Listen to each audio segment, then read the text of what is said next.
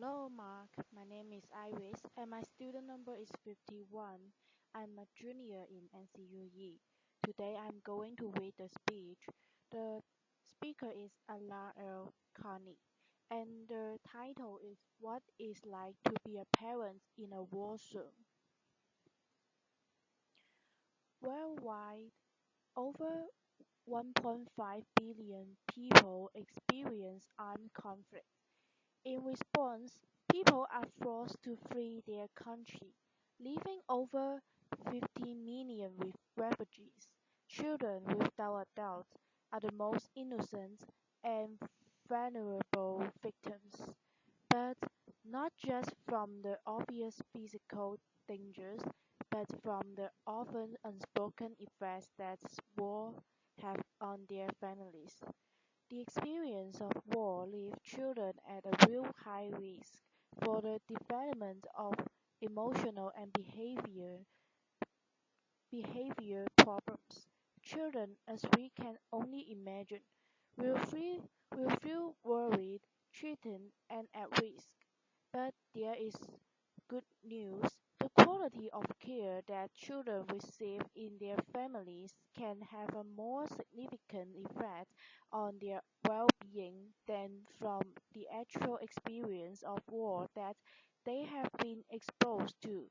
So actually, children can be protected by warm, secure parenting during and after conflict. In 2011, I was a first-year PhD student in the University of Manchester School of Psychological Sciences. Like many of you here, I watched the crisis in Syria unfold in front of me on the TV. My family is originally from Syria, and very early on, I lost several family members in really horrifying ways. I sit and I gather with my family and watch the TV. We have all seen those scenes: bombs destroying buildings, chaos, destruction, and people screaming in and running. It was always the people screaming and running that really got me the most, especially those terrifying looking children. I was a mother to two young, typically inquisitive children. They were 5 and 6 then, at an age where they typically ask lots and lots of questions and expect real, convincing answers. So I began to wonder what it might be like to parent my children in a war zone and a refugee camp. Would my children change? Would my daughter's bright, happy eyes lose their shine? Would my son's really relaxed and carefree nature become fearful and withdrawn? How would I cope? Would I change? As psychologists and parents trainers, we know that arming parents with skills in caring for their children can have a huge effect on their well-being, and we call this parent training. The question I had was, could parent training programs be useful for families while they were still in war zones or refugee camps? Could we reach them in advice or training that would help them through these struggles?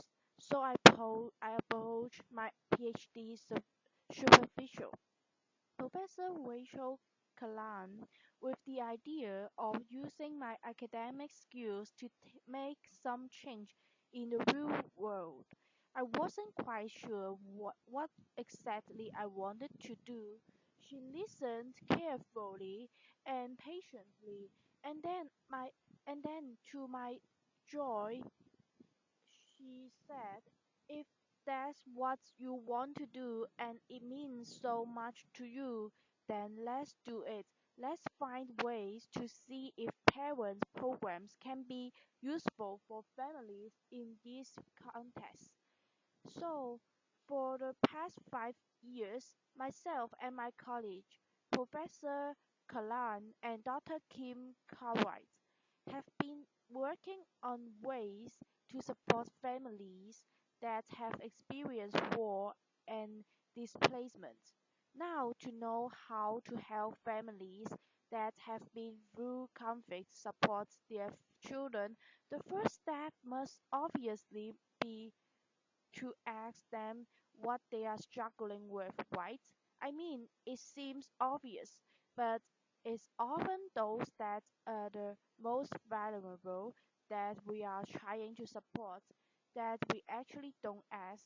How many times have we just assumed we know exactly the right thing that's going to help someone or something without actually asking them first?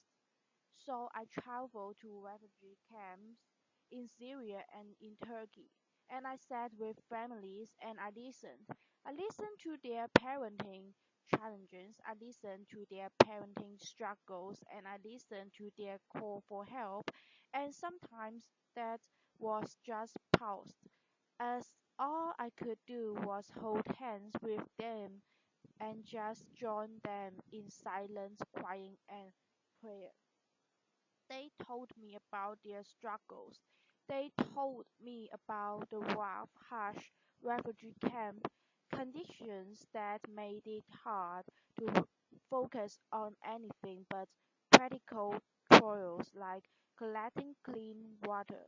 They told me how they watched their children withdraw, the sadness, depression, anger, bedwetting, thumb sucking, fear of loud noises, fear of nightmares, terrifying nightmares.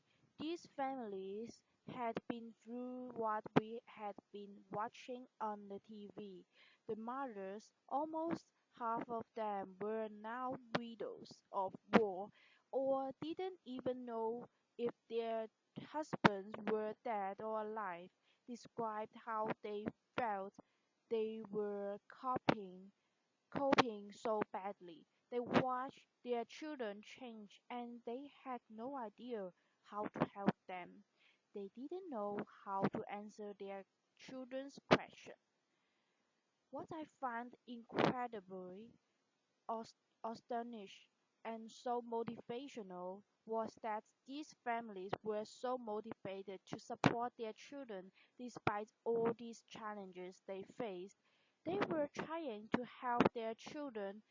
They were making attempts at seeking support from NGO workers, from refugee camp teachers, professional medics, other parents. One mother I met had only been in a camp for four 4 days and had already made two attempts at seeking support for her 8-year-old daughter who was having terrifying nightmares. But sadly, these attempts are almost always useless. Refugee camp doctors, when available, are almost always too busy or don't have the knowledge or the time for basic parenting supports. Refugee camp teachers and other parents are just like them, part of a new refugee community who's struggling with new needs. So then we began to think, how could we help these families?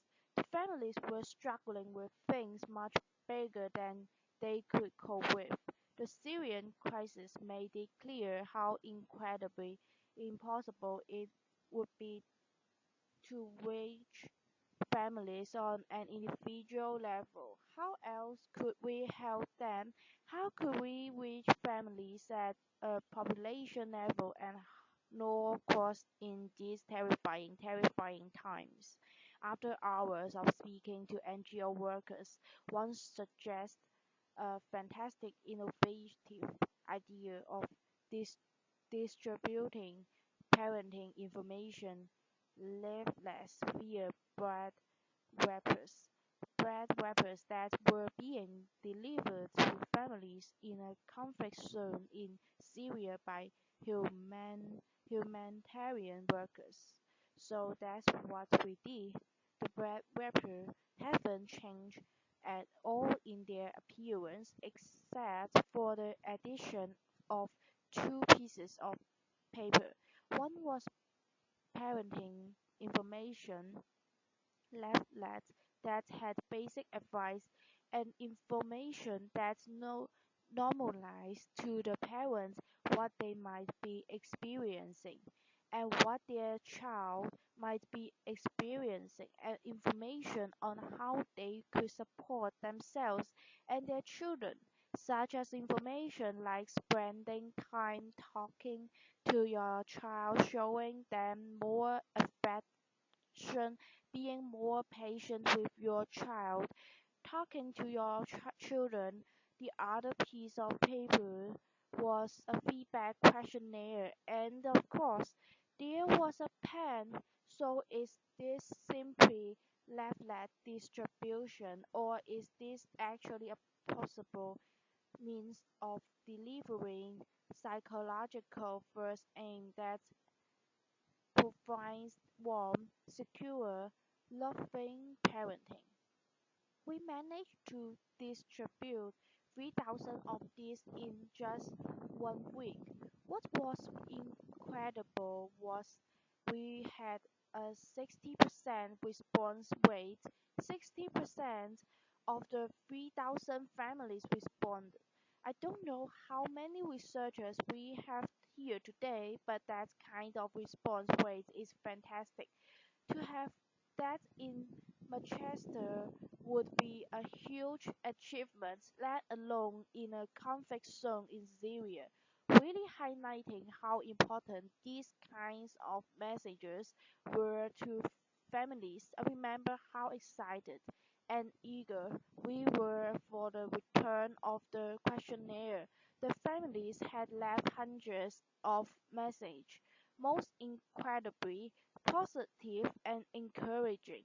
But my favorite has got to be thank you for not forgetting about us and our children. This really illustrates the potential means of the delivery of psychological first aid to families and the return of feedback too. Just imagine replicating this using other means such as baby milk distribution or female hy- hygienic kits or even food baskets. But let's bring it closer to home because the refugee crisis is one that is having an effect on every single one of us. We are bombarded with images daily of statistics and of photos, and that's not surprising because by last month over 1 million refugees had reached Europe. Europe. 1 million refugees are joining our communities. They are becoming our neighbors. Their children are attending our children's schools. So we have adopted the leaflets to meet the needs of European refugees, and we have them online, open access in areas with a really high refugee influx. For example, the Swedish healthcare uploaded onto their website, and within the first 45 minutes, it was downloaded 443 times, really highlighting how important it is for volunteers, prat- practi- practitioners, and other parents to have open access psychological first aid messengers. In 2013, I was sitting on the cold, hot floor of a refugee camp tent with mothers sitting around me as I was conducting a focus group. Across from me stood an elderly lady with what seemed to be a 30-year-old girl lying beside her, with her head on the elderly lady's knees. The girl stayed quite throughout the focus group, not talking at all, with her knees curled up against her chest towards the end of the focus group, and as I was thinking the mothers for their time, the elderly lady looked at me while pointing at the young girl and said to me, "Can you help us with?" Not quite sure what she expected me to do, I looked at the young girl and smiled, and in Arabic I said, "Salam alaikum, Su Ismak. What's your name?" She looked at me really confused and unengaged, but then said, "Hello, hello is the past name for the Arabic female name, Hala, and is only really used to refer to really young girls." At that point, I realized that actually Hala was probably much older than 13. It turns out Hala was a 25-year-old mother to three young children. Hala had been a confident, bright, bubbly, loving, caring mother to her children. But the war had changed at changed all of that. She had lived through bombs being dropped in her town. She had lived through explosions when fighters just were flying around their building. Dropping bombs, her children would be screaming, terrified from the noise. Hala would fran- frantically grab pillows and cover her children's ears to block out the noise, all the while screaming herself. When they reached the refugee camp and she knew they were finally in some kind of safety, she completely withdrew to acting like her old childhood self. She completely rejected her family, her children, her husband. Hala simply could not longer cope. This is parenting struggle with a really tough ending, but sadly is not uncommon. Those who experience armed conflict and displacement will face serious emotional struggles, and that's something we can all relate to. If you have been through a devastating time in your life, if you have lost someone or something you really care about, how would you continue to cope? Could you still be able to care for yourself and for your family, given that the first years of a child's life are crucial for healthy physical and emotional development, and that 1.5 billion people are experiencing armed conflicts, many of whom are now joining our communities? We cannot afford to turn a blind eye to the needs of those who are experiencing war and displacement, and we must prioritize these families' needs, both those who are internally displaced and those who are with refugees worldwide. These needs must be prioritized, prioritized by NGO workers, policymakers, the WHO, the UNHCR, and every single one of us in whatever capacity it is that we function in our society. When we begin to recognize the individual phases of the conflict, when we begin to notice those intro- intricate emotions on their faces, we begin to see them as humans too. We begin to see the needs of these families, and these are the real human needs. When these family needs are prioritized, interventions for children in humanitarian settings will prioritize and recognize the primary role of the family in supporting children.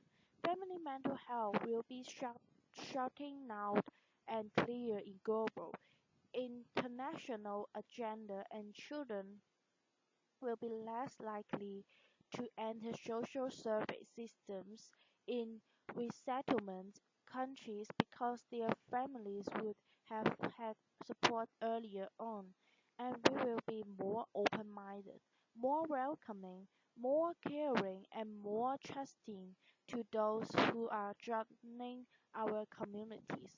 We need to stop wars. We need to build a world where children can dream of playing, dropping gifts, and not bombs. Until we stop armed conflict raging throughout the world, families will continue to be displaced, leaving children vulnerable. But by improving parenting and caregiving support, it may be possible to weaken the links between war and psychological difficulties in children and their families. Thank you, Apollos. Thank you for your listening.